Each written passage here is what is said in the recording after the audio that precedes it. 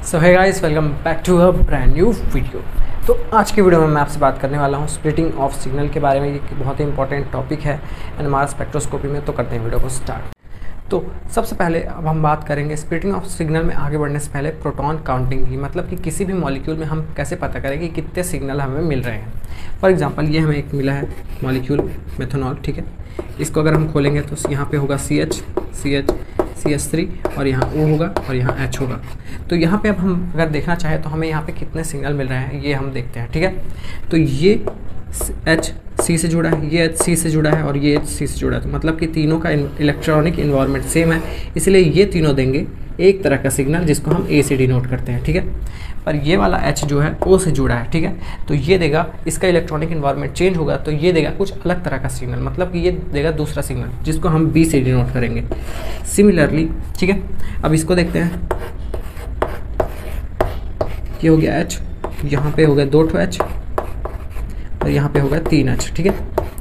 तो यहाँ पे अगर हम देखें तो ये तीनों H फिर से सेम इन्वायरमेंट है इन लोग का, चूँकि इन लोग एक C से जुड़े हैं और तीनों जन आपस में एक C से जुड़े हैं, ठीक है। तो ये जो तीनों H हैं ये सिर्फ C से जुड़े हैं, इसीलिए ये तीनों देंगे सिर्फ एक तरह का सिग्नल जिसको हम A से डिनोट करेंगे। ये दोनों H एक साइड C से जुड़े हैं, एक साइड O से जुड़े हैं, ठीक है। तो ये दोनों का भी इलेक्ट्रॉनिक इन्वायरमेंट सेम होगा, तो इसको हम B से डिनोट करेंगे। और ये जो लास्ट वाला H है हमारा, ये सिर्फ O से जुड़ा है, ठीक है। तो ये देगा तीसरे तरह का सिग्नल जिसको हम C से डिनोट करेंगे। मतलब कि यहाँ तक हमने सीख लिया कि जो मिथनॉल था या फिर CH3OH वाला जो मॉलिक्यूल था वो सिर्फ 2 सिग्नल दे रहा था, और ये CH3CH2OH वाला मॉलिक्यूल हमें 3 सिग्नल दिया। मतलब कि हम अब सीख चुके हैं कि कैसे निकालते हैं किसी भी प्रोटॉन का सिग्नल। इसी को हम बोलते हैं प्रोटॉन काउंटिंग, ठीक है। सेकंड पॉइंट पर बढ़ते हैं। In certain molecule a singlet is not observed, a multiplet is seen, ठीक है।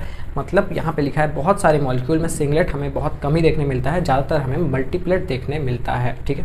तो अब हम एक मॉलिक्यूल को कंसीडर करेंगे जो हमें स्प्लिटिंग ऑफ सिग्नल अच्छे से क्लैरिफाई कर देगा, ठीक है। यहाँ पे हमने कंसीडर किया है इथाइल ब्रोमाइड, जिसका मॉलिक्यूलर फॉर्मूला होता है CH3CH2Br, ठीक है। तो अब सबसे पहले ये सब तो ठीक है, सबसे पहले हम इसका सिग्नल निकाल के देख लेते हैं कि इसमें हमें कितने सिग्नल मिल रहे हैं। तो इसका जो फॉर्मूला है CH3CH2Br, ठीक है। तो हमें ये दिख रहा है कि ये जो तीनों प्रोटॉन्स हैं ये एक ही तरह के इलेक्ट्रॉनिक इन्वायरमेंट में है, तो इसीलिए ये दे रहे हैं एक तरह का सिग्नल जिसको मैंने डिनोट किया A से। और ये दोनों अलग इलेक्ट्रॉनिक इन्वायरमेंट वो कर रहे हैं, दिखा रहे हैं, तो ये इनको दिया मैंने B सिग्नल, ठीक है। तो यहाँ पे यही लिखा है this molecule has 2 kinds of proton A and B, क्योंकि दोनों का अलग अलग इलेक्ट्रॉनिक इन्वायरमेंट है। ये C सिर्फ C से अटैच है, जबकि ये वाला C एक C से अटैच है और एक Br से अटैच है। तो मतलब इसका इलेक्ट्रॉनिक इन्वायरमेंट डिफरेंट हो गया, ठीक है। तो फॉर ए प्रोटॉन, मतलब कि ये वाले प्रोटॉन के लिए ट्रिपलेट इज ऑब्जर्व्ड। अब यहाँ पे ट्रिपलेट मतलब क्या, ठीक है। ये जो हमारे ए प्रोटॉन है इसके बगल में है 2 हाइड्रोजन। 2 हाइड्रोजन के लिए अगर आपको किसी भी मॉलिक्यूल का वो निकालना है, मल्टीप्लिसिटी निकालना है कि सिंगलेट है, डबलेट है, ट्रिपलेट है, तो अगर आप इस प्रोटॉन के लिए निकाल रहे हो, इस मतलब इस सिग्नल वाले प्रोटॉन के लिए निकाल रहे हो, तो इसके बगल वाले हाइड्रोजन से +1 कर देना। तो अगर इसके बगल में हाइड्रोजन है 2 तो आप प्लस करोगे तो ये हो गया हमारा 3, मतलब हो गया हमारा ट्रिपलेट, ठीक है। तो यहाँ पे वही लिखा है for a proton. A proton के लिए हमें ट्रिपलेट मिला। ट्रिपलेट कैसे मिला, इसके बाजू वाले प्रोटॉन को +1 कर दिया। अब सिमिलरली अगर हम B वाले प्रोटॉन के लिए निकालेंगे तो इसके बगल में ये वाला प्रोटॉन है, तो मतलब 3 + 1, 3 + 1 मतलब हो जाएगा 4, जिसको हम बोलते हैं quartet. For B proton quartet is C, मतलब कि 3 + 1।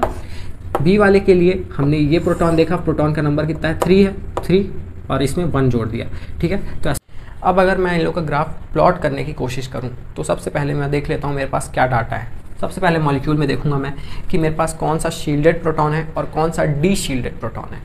तो किसी भी अगर इलेक्ट्रोनेगेटिव ग्रुप के पास वाला जो प्रोटॉन अटैच रहता है तो वो हमेशा रहता है डी शील्डेड प्रोटॉन, मतलब कि वो शील्डेड नहीं रहता, उसके सारे इलेक्ट्रॉन अपने पास खींच लेता है इलेक्ट्रोनेगेटिव एटम, और ये वाले प्रोटॉन को कर देता है नंगा, या फिर बोल सकते हैं हम इसको डी शील्डेड, ठीक है। तो ये डी शील्डेड है और ये शील्डेड प्रोटॉन है।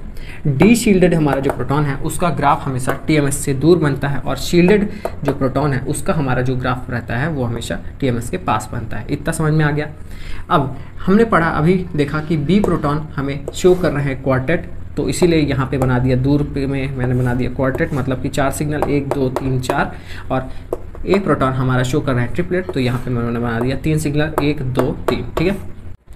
तो ये तो था CS3 CS2 BR के लिए, जिसमें मेरे को आराम से 2 सिग्नल मिल गए A और B, और दोनों का मुझे पता चल गया कि A वाले के लिए मेरे पास होगा ट्रिपलेट और B वाले के लिए मेरे पास होगा क्वाड्रेट। ठीक है, इतना समझ में आ गया मुझे आसानी से। ठीक है, अब अगर ऐसा केस हो जिसमें देखो मेरे पास बीच में एक वो रहे, एक प्रोटॉन रहे, एक सिग्नल रहे, साइड में एक सिग्नल रहे और उसके साइड में एक सिग्नल रहे, तो मुझे तो इसका पता चल जाएगा कि A वाले के लिए मेरे को ट्रिपलेट मिलेगा। ठीक है,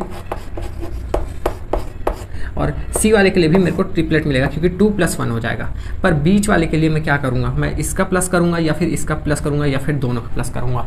तो उसके लिए आता है मेरे पास ये वाला formula, if protons are not exactly in same environment then number of signal for a particular multiplet will be. अगर मैं मिथिलीन प्रोटॉन के लिए निकालूँ नंबर ऑफ सिग्नल, तो कैसे निकाल सकता हूँ, इसको प्लस करूँगा। ठीक है, 1 + 1 2, और इस वाले का प्रोटॉन का प्लस करूँगा 1 + 1 2, और दोनों को इंटू कर दूंगा 2 × 2, मतलब कि टोटल मेरे पास आ जाएगा 4 सिग्नल, 4 सिग्नल आ जाएंगे मेरे पास। ठीक है, और अगर मैं इसी एग्जांपल को हल्का सा चेंज कर दूं, मतलब कि जैसे देखो यहाँ पे मैं कर दूं CH2Cl और यहाँ पे भी मैं कर दूं CH2Br कर दूं, तब मेरे पास क्या केस बनेगा, ये 1 की जगह आ जाएगा 2 और इस 1 के भी जगह भी आ जाएगा 2, क्योंकि ये वाला ये A के लिए प्रोटॉन है और ये B के लिए प्रोटॉन है। आप यहाँ पे देख सकते हो for a particular multiplet will be, N की यहाँ पे वैल्यू अलग है, यहाँ N डैश है, ये N डबल डैश है, मतलब कि ये एक सिग्नल के लिए है, ये दूसरे सिग्नल के लिए है, और दोनों का हम जैसे इंटू करेंगे तो 2 + 1 × 2 + 1 हमारा हो जाएगा 9 सिग्नल, या फिर हमारे पास आएंगी 9 लाइन्स ग्राफ में। ठीक है,